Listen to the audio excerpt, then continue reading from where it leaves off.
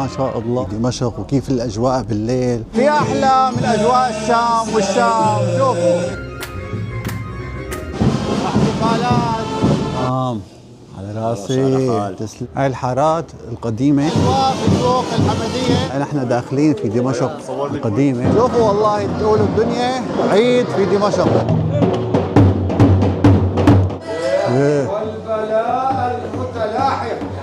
السلام عليكم أصدقائي وأهلا وسهلا فيكم بحلقة جديدة وأجواء جديدة ويوم جديد من دمشق الغالية، أقدم عاصمة بالعالم. رح تكون جولتنا اليوم، حتكون جولة ليلية كتير رائعة. هلا حنبدأ جولتنا الليلية في دمشق من مدخل سوق الحمدية، ونفوت سوق الحمدية ونكمل بالشام إن شاء الله. تفضلوا. الله سوق الحمدية ما أحلاه إن شاء الله. طم بالليل شوفوا الأجواء كأنه في حفلة أو شيء عاملين. حلو، احتفالات، شغلات حلوة هلا حاليا.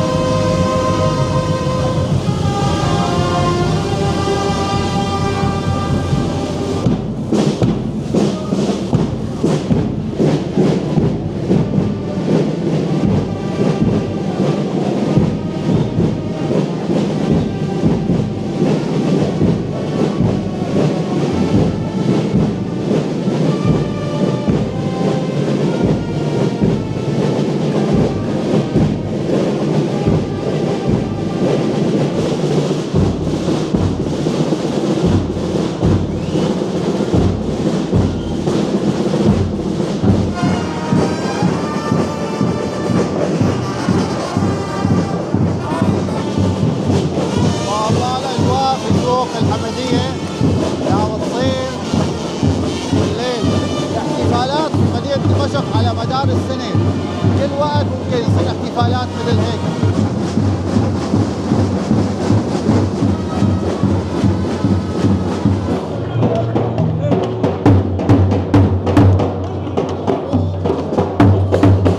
هلا اللي هون هي فرقة العراضة الشامية، هي من التراث الدمشقي القديم. دائما ما بيعملوا احتفالات بالمناسبات الوطنيه.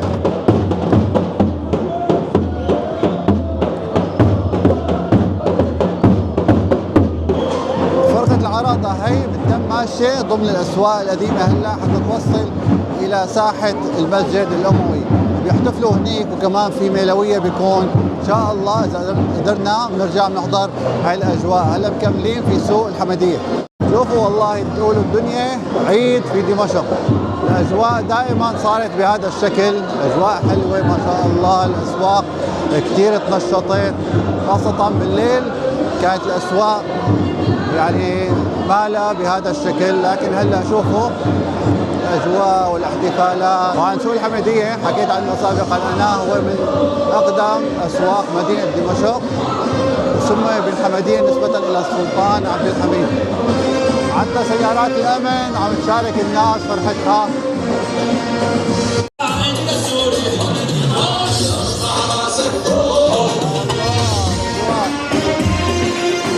حتى شوفوا سيارات الشرطة عندنا في سوريا تغير شكلها.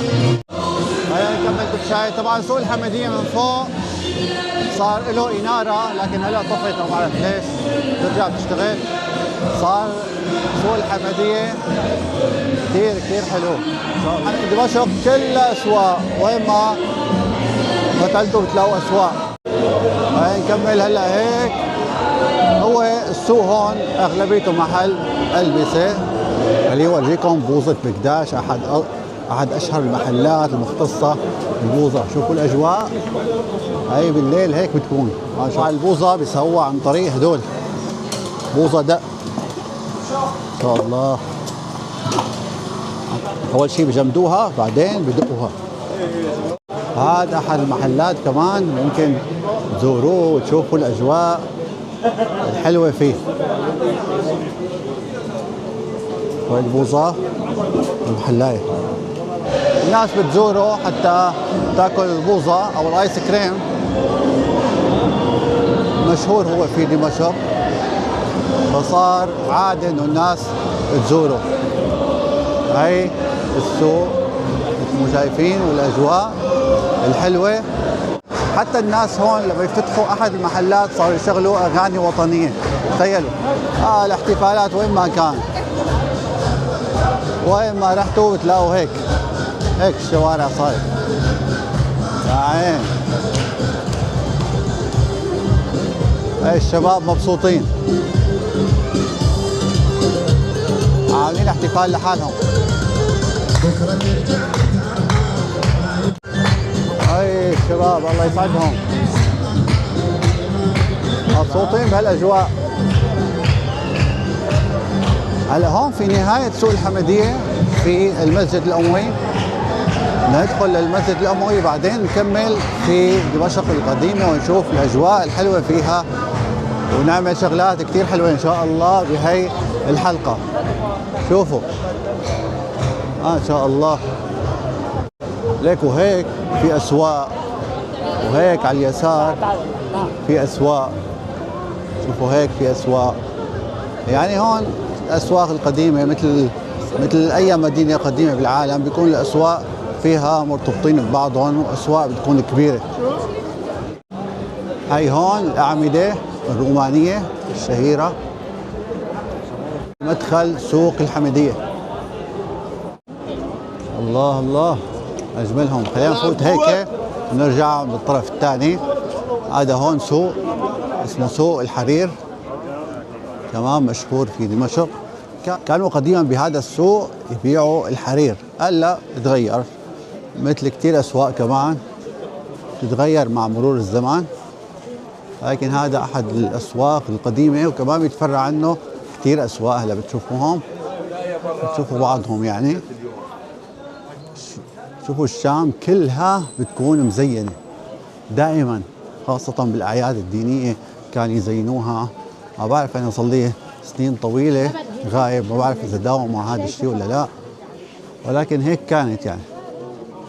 والمحلات القديمه لهلا بنفس الشكل القديم اللي كانت عليه.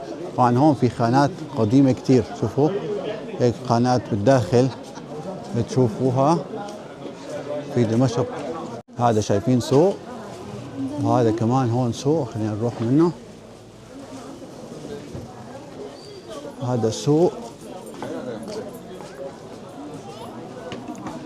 اسمه القلبقجية، سوق القلبقجية. عن كل الأسواق القديمة في دمشق هيك ضيقة، ما عدا سوق الحمدية وسوق البزورية، هي ضمن الحارات القديمة. هلا نحن هيك على اليسار كمان، وهيك كمان في سوق. الأسواق هون بتبلش تسكر 9 10 هيك على ما أعتقد.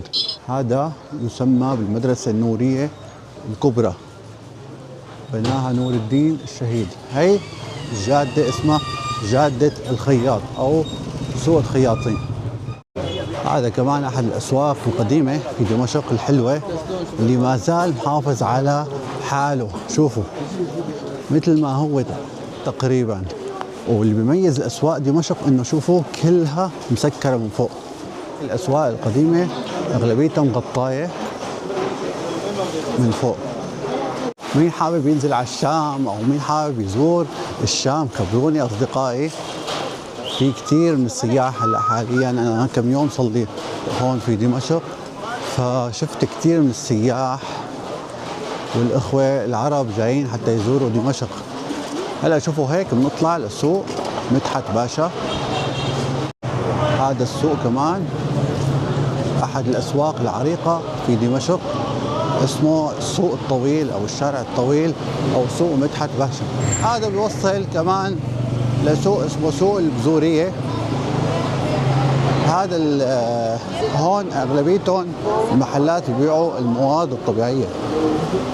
شوفوا بزورية، من له هذا المحل بزورية اللي فيه عنده البذور أو ببيع البذور أو الأعشاب. فهذا السوق بسكر قبل الأسواق كلها، تمام، ولكن مع ذلك الأجواء فيه كثير حلوة. كمان الإنارة صار السقف له إنارة هون، لكن هلا حاليا مطفينا، ما بعرف ليش كمان. فهذا السوق أحد الأسواق الجميلة في دمشق. كملنا بشكل مستقيم بنروح لسوق باب شرقي، وعلى اليمين بنروح لمنطقة أو حي الشاغور، وعلى اليسار سوق البزورية. هلا خلينا نفوت على اليسار. هذا السوق البزورية الشهير كمان اللي بيبيعوا فيه لكم التوابل، البهارات، البذور، هالقصص كمان. ما شاء الله والله جو كثير كثير حلو. هلا هون على اليمين هو خان اسعد باشا. هذه الاجواء كمان كثير حلوه، شوفوا الله يو مع العم. الله الله، في احلى من اجواء الشام والشام. شوفوا هيك، الله الله. اوه شوفوا قد كبير. اوه بس والله على راسي. الله يسعدك. اخ سالته هون عم يقول لي انه كل يوم في هي الاجواء هون خان اسعد باشا. الله هذا شوفوا من انا صغير بتذكر هدول اللي معلقين فوق. والله ما بعرف قصتهم بصراحه، لانه هن كانوا اضويه او شيء، ولكن انا صغير لما كنت امشي مع ابي من هون اسال شو هدول، يعني شوف هيك، شوف شكلهم غريب. شوفوا هدول اللي فوق، يعني كمان هدول القدماء. فهذا الشارع اسمه سوق البزورية. شوفوا الاجواء فيه، بيبيعوا فيه كمان الحلويات، الملبس حكيت عنه سابقا انا، الشوكولا، القهوه، شغلات كتير كمان ممكن الواحد يتسوقها من هون من هذا السوق. ولكن هذا السوق كان المحلات كلها مقدمه لنص الممشى. هلا صار الممشى اكبر بصراحه، صار اوسع، صار افضل، يعني حسيت انه السوق صار اكبر. هاي الاجواء الحلوه كمان هون. هذا كمان احد الاسواق القديمه، سوق الذهب. هلا السوق اللي بجانب المسجد الاموي هو سوق الذهب. هذا السوق شايفين اغلبيته محلات ذهب. كمان هذا السوق بيسكر بكير وما بيطول. هون في نهايه سوق الذهب هذا الباب الامامي للمسجد الاموي، لكن مغلق، يعني هن اغلبيه الاحيان بيكون مغلق. هذا ليش؟ لانه باتجاه القبله الباب. هذا السوق اسمه سوق القباقبيه. القباقبيه اللي كان هو مختص بالقبقاب، هذا اللي كانوا يلبسوه برجلهم بالحمام او هيك، لحد الان موجود بالحمامات الدمشقيه القديمه. فبيبيعوا فيه بعض التذكارات كمان، ممكن كمان تتمشوا فيه في دمشق. شوفوا انتوا عم تتمشوا باحياء دمشق القديمه، تذكروا انه عم تتمشوا في اقدم احياء عاصمه بالتاريخ. يعني سوريا فيها مدينتين هن من الاقدم بالتاريخ، اللي هن حلب ودمشق. حلب عمرها تقريبا 11,000 سنه او اكثر، ودمشق 11,000 سنه تقريبا. فعنا اقدم مدن بالتاريخ، وان شاء الله تصير البلد احسن واحسن باذن الله. شوفوا كمان المشغولات اليدويه والنحاسيه والموزاييك والصدف، يعني احد اشهر الحرف اليدويه الدمشقيه القديمه اللي كانت تنهدى لرؤساء وملوك. هذا السوق بجانب المسجد الاموي. هذا المسجد الاموي حائط تبعه كمان له باب من هون، لكن ما بيفتحوا، كمان مغلق، يفتحوا بس باب واحد. فهذا مدخل الاحياء القديمه في دمشق. هلا بتشوفوها هيك المقاهي في دمشق، هيك شكلها وهيك الاجواء فيها بتكون. هون هذا الحي اسمه حي القيمريه، ندخل فيه هلا، وفيه كمان واحد من المقاهي القديمه. شوفوا في هذا المقهى بيتواجد الحكواتي. الحكواتي احد الاشخاص اللي بيحكي الحكايات في المقاهي قديما. ولحد الآن موجود في هذا المقهى. تعالوا ندخل للداخل ونشوفه، اللي هو مقهى النوفرة. نشوف الجو فيه والأجواء. الله، السلام عليكم. يا ربي من دون كل أحد. حكواتي موجود في هذا المقهى من بعد أذان المغرب بنص ساعة إلى صلاة العشاء، إلى وقت صلاة العشاء. ففتنا هلا نسمع الحكواتي وقصة الحكواتي وعنتر وهالقصص القديمة اللي بيحكوها، ونشرب الشاي في هذا المقهى القديم. وفي ساعة بسم الله. عمرو أرسل أخبر عنتر بغاية الفرح والبطاح، فلما تمادى المتلاحق نعم، والله تركه وسار وحده. اللي بحب الشغلات هيك القديمة والتراثية والحكاية وقصص عبلة وعنتر وهالحكايات القديمة اللي كانوا يحكوها موجودة بهذا المقهى، ممكن تزوروه. نكمل كمان بأحياء دمشق القديمة، الأحياء الحلوة اللي هلأ بتشوفوها غير جد. الأحياء خاصة بالليل تكون الأجواء فيها كتير كتير حلوة، بنصحكم تزوروها إن شاء الله إذا زرتوا دمشق. شوفوا الله، الأجواء ما شاء الله أحلاها. شوفوا الإنارة، شوفوا شكل دمشق هلا حاليا. أجواء والله كتير كتير حلوة ما شاء الله. شوفوا، شو رأيكم؟ نحن داخلين في دمشق القديمة، حارات دمشق القديمة. هون توقف حتى تشتري الكرواسان، فلازم هلا نشتري الكرواسان قبل ما نكمل عند هذا المحل. هاي الكرواسانة.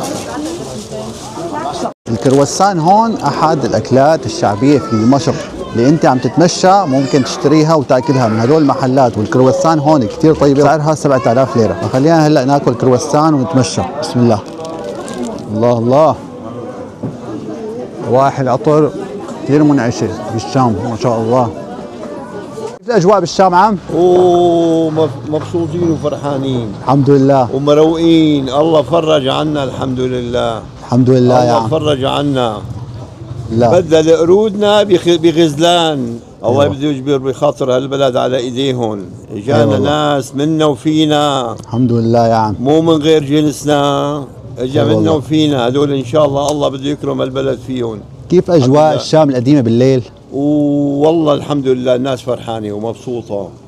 الحمد لله. والناس مروقة الحمد لله. كيفك؟ منيح؟ الحمد لله. راسم علم سوريا؟ حلو. ايه هذا. يلا ادعي لنا عم. السلام عليكم. ان شاء الله مسلمين لله. اي والله. والله العم هون كثير طيب. في مدخل القيمرية هو بيبيع سجاد هون. شوفوا الأجواء ما شاء الله. هون كله بائعين هيك، وبائعين مثلا هذا البليلة، الفول، العصير، التماري والكعك. أكلات كثير كثير حلوة هون في دمشق. نكمل تمشاية في الحارات، هي الحارات الحلوة وهالأجواء الحلوة إن شاء الله. هذا الأذان اللي عم تسمعوه هو أذان المسجد الأموي الكبير. هذا المسجد الأموي بيأذنوا أذان خاص فيهم اسمه أذان الجوق. هلا شوي بنرجع على الجامع الأموي إن شاء الله، بس خلينا نتمشى بالحارات الحلوة. هي أحلى الأجواء ما شاء الله. هذا الشارع اللي فايتين فيه يعرف بشارع الأكل في دمشق القديمة. كله مأكولات، شوفوا أكلات هيك خفيفة وسناكات ووجبات سريعة. يعني هذا الشارع كتير كتير حلو، وأنا عملت في حلقة اسمها حلقة الأكل في دمشق في شارع الأكل. زيت الأعصاب، شو هو زيت الأعصاب؟ أنا أول مرة بسمع فيه. اللي بيعرف يكتب لي بالله.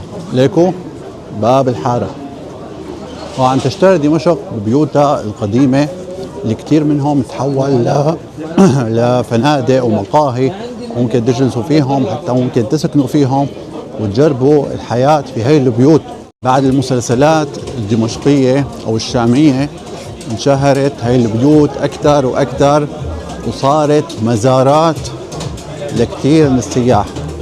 شوفوا هالأجواء ما شاء الله. هذا هون البوظة عصاج كمان انا جربت عند احد المحلات. شوفوا اي الشام. شوفوا خليني اورجيكم. والله شوفوا كله طبيعي، ما في شيء اصطناعي هون. الله على هي الاجواء.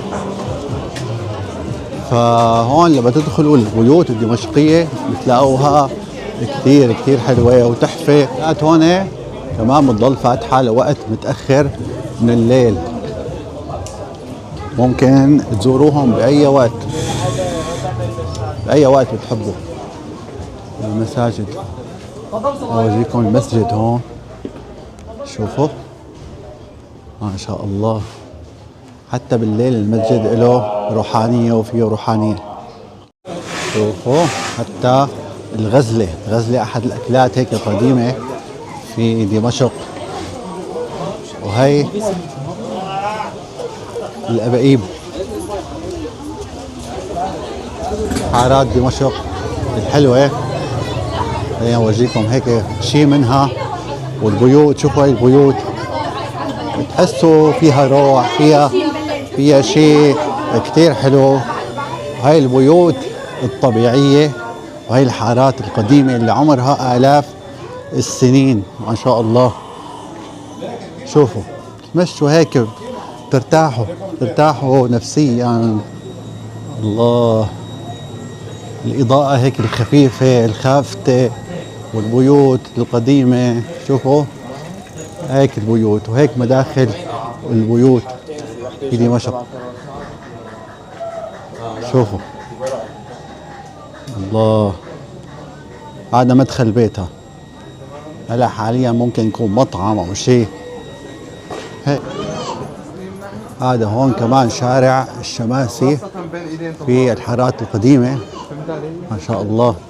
طبعا نحن هلا اليوم مو يوم عطلة وهذا ازدحام موجود. الايام العطلة كثير بيصير زحمة هون كثير شاطرين بالعطور. اذا اجيتوا ممكن تشتروا العطور من المحلات الموجودة بكل مكان، خاصة عطر كتير شهير اللي هو عطر الياسمين الدمشقي. حتى ممكن تاخذوه مخلوط مع عدة انواع من العطور فبتطلع ريحته كتير حلوة. شوفوا المحلات السناكات في المدينة. الجرابات اذا بدكم تشتروا جرابات من هون هيك بيكون شكلها. البقاليات ليكو شكلها. محل صغير بتكون. الله المحلات هون كلهم مطاعم، كله اكلات سريعه وسناكات. شوفوا هيك. وكمان هذا احد محلات الكرواسان الشهيره اسمه كرواسان القيمريه. اذا جيتوا لهون هاي هون صار كتير زحمه. شوفوا هاي الزحمه عم نمشي فيها هلا حاليا. هاي جدران مدينه دمشق. شوفوا كلها كتابات هيك تعبر عن دمشق، او حتى بتلاقوا كتير كلمات لاغاني لفيروز، نزار قباني. اوه شوفوا الاناره هون شلون عاملينها كتير كتير حلوه. هذا هون عباره عن فندق قديم ما شاء الله. كمل بأحد الأزقة الضيقة والقديمة اللي بتوصلنا لباب توما. هلا بتشوفوها طبعا. شو رأيكم دمشق؟ خبرونا والله. كمل كمان هيك.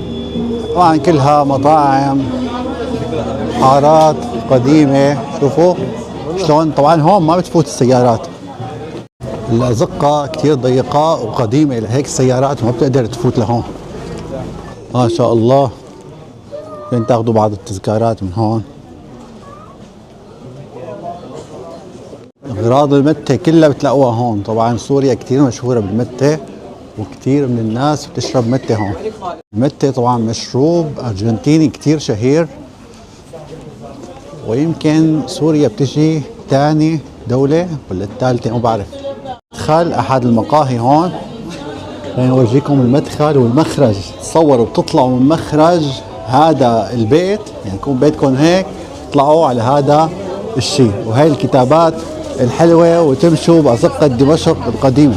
قديش هذا الزقاق ضيق وقديش مزدحم ما شاء الله.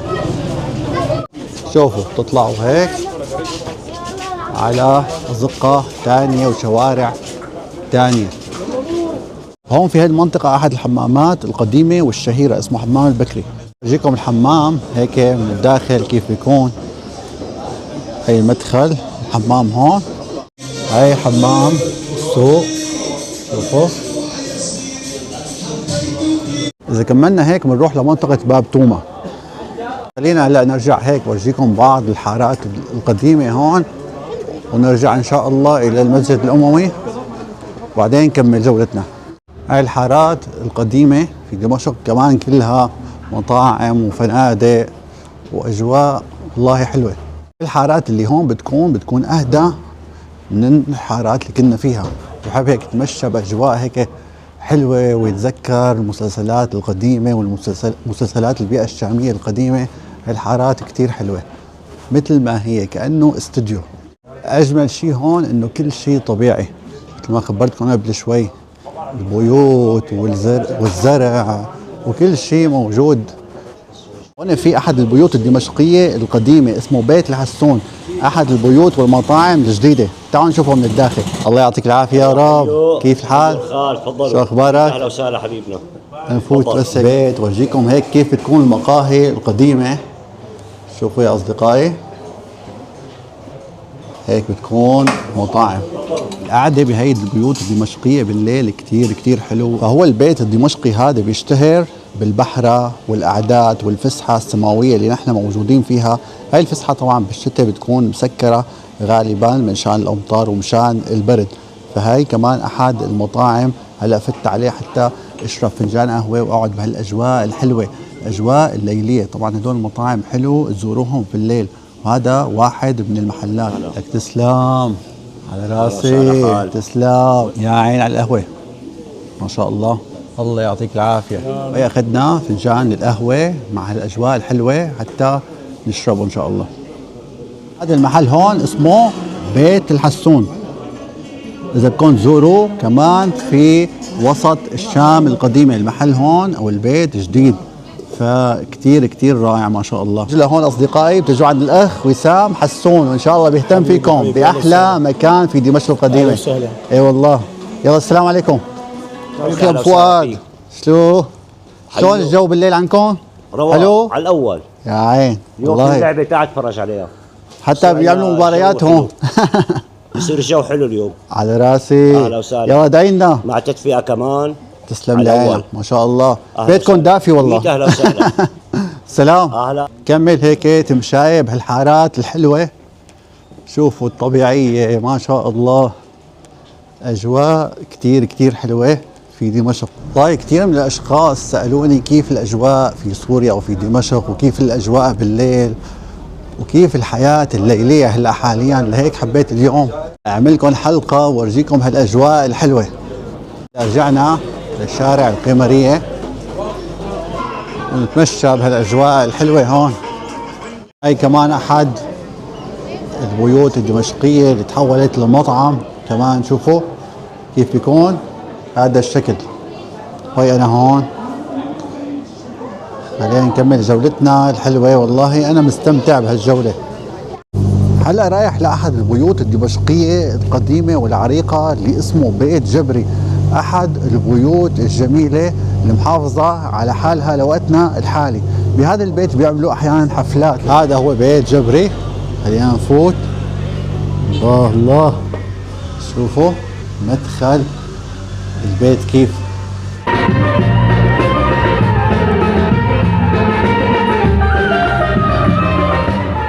هاي الحفلات الحلوة بتصير بالليل وأيام محددة من أيام الأسبوع. ممكن تحضروا هيك حفلة حلوة مثل ما شايفين الأجواء الحلوة. والناس تتجمع بهي البيوت القديمة حتى تحضر هي الحفلات والأجواء الحلوة والجمعات مثل ما شايفين ما شاء الله. أجواء كتير كتير حلوة في دمشق وبيوت دمشق القديمة.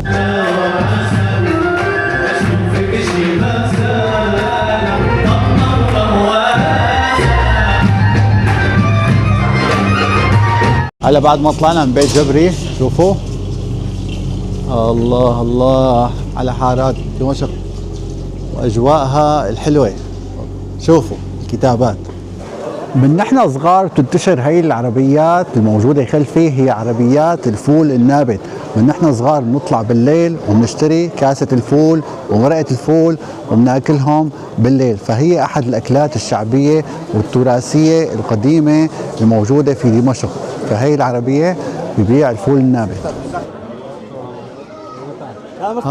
صحة وانا شلون الفولات؟ ظراف. وهذا الفول فول النابت. صحتين يا شباب. هذا اللي خلفي هو المسجد الأموي، على أساس زوره هلا، ولكن سكر ما لحقته، مع الأسف تأخرت بجولتي. بس الحمد لله الشيء اللي لاحظته هلا حاليا الأمن ما شاء الله منتشر بشكل كتير كبير. فدمشق الحمد لله الأمن والأمان عم يزيد فيها شوي شوي. هاي هون المدخل. والله كنت حابب اكل فول عن هاي العربيه، ولكن ما عندي وقت، لانه صديقي رامي عم يستناني في منطقه الميدان او حي الميدان الدمشقي. فقلت رح روح لهنيك وارجيكم الاجواء شوي بهذا الحي وشوف رامي. ليش كنت بدي ازور المسجد الاموي؟ لانه المملكه العربيه السعوديه هدتنا الى المسجد الاموي قطعه من ستار الكعبه، فموجوده هلا حاليا بالمسجد الاموي. كنت حابب اشوفها وشوف هي الهديه الحلوه، ومشكورين المملكه العربيه السعوديه ومشكور الشعب السعودي الطيب. وان شاء الله بنشوفكم بالشام ونشوفكم بسوريا مثل ايام زمان. اهلا وسهلا فيك. كيفك؟ شو اخبارك؟ الله داعي لك. الله يخليك يا رب. شلون اجواء الشام بالليل؟ حلوه ما؟ ممتازه الحمد لله. امبارح كان عيد ما شاء الله، عيد لا لحد الان اعياد بالشام ما شاء الله. الحمد لله، ان شاء الله رب العالمين بعم الخير. السلام عليكم. السلام ورحمه الله. اي والله. هلا وصلنا لواحد من احياء دمشق القديمه والجميله اللي هو حي الميدان. اجمل الاحياء اللي ممكن تزورها بالليل في دمشق هو حي الميدان. والشيء الحلو هون انه فيك تجي بسيارتك او بالسياره عادي. هذا الحي كثير حلو بالليل، كله مطاعم ومأكولات واجواء حلوه.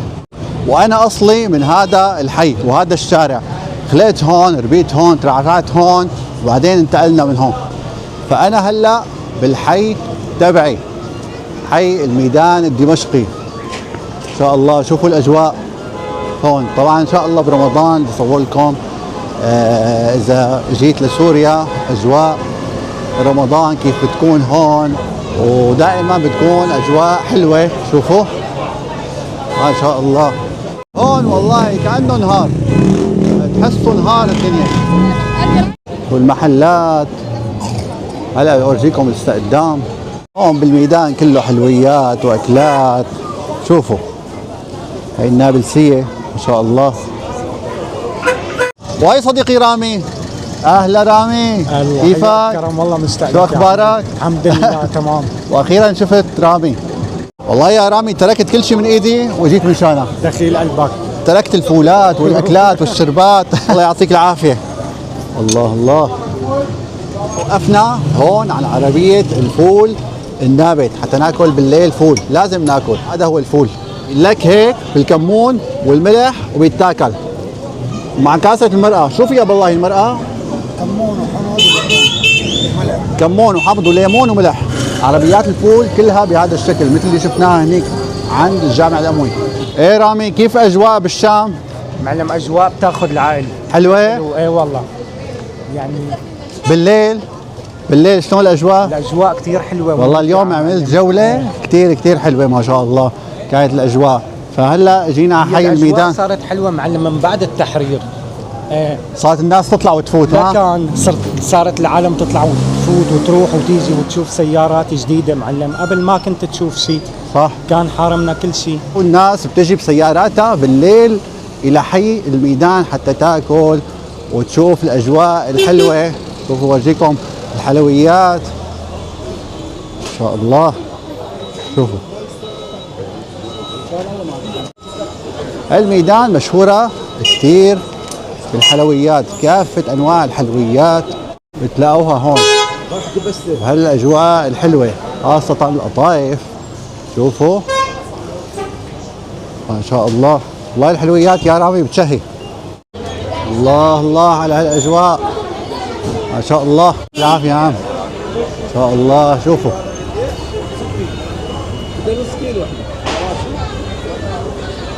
الله الله المحلات، حتى الاكلات الشعبيه بتلاقوها هون. هذا الترمس، مين بيعرفوا الترمس؟ الله يعطيك العافيه يا عم. شوفوا العباره المكتوبه هون، هذا الشيخ كريم راشحه الله يحفظه ويعافيه. هذا الظلم والظلم لا يتركه المولى سدى، مآل كل ظالم الى الردى. وكان الظالم عن جد الى الردى سبحان الله. الشيخ كريم راشحه من كبار شيوخ القراء بالشام. ما شاء الله الاجواء بالميدان قديش حلوه. هذا رامي قال عم تشلع نفسه بالحلو. شو يعني عم تشلع نفسك بالحلو؟ يعني عم تتنحنح. اوه يا عين. فهذا هو حي الميدان الدمشقي، الحي الحلو ما شاء الله. نفوت هلا لاحد الاماكن هون تنقعد شوي. هلا قعدنا باحد المقاهي هون بالميدان والمطاعم، كمان الميدان هيك مشهوره بالقعدات والاجواء الحلوه بالليل. هذا رامي كيف الاجواء؟ والله كثير حلوه الاجواء. شوفوا ما شاء الله اجواء ما احلاها. هي اجواء الشام بالليل اصدقائي، ان شاء الله بتزوروا الشام وبتستمتعوا هالاجواء الحلوه. منتظرين زيارتكم، لا تنسونا من الاشتراك والدعاء، ونشوفكم ان شاء الله بجولات قادمه.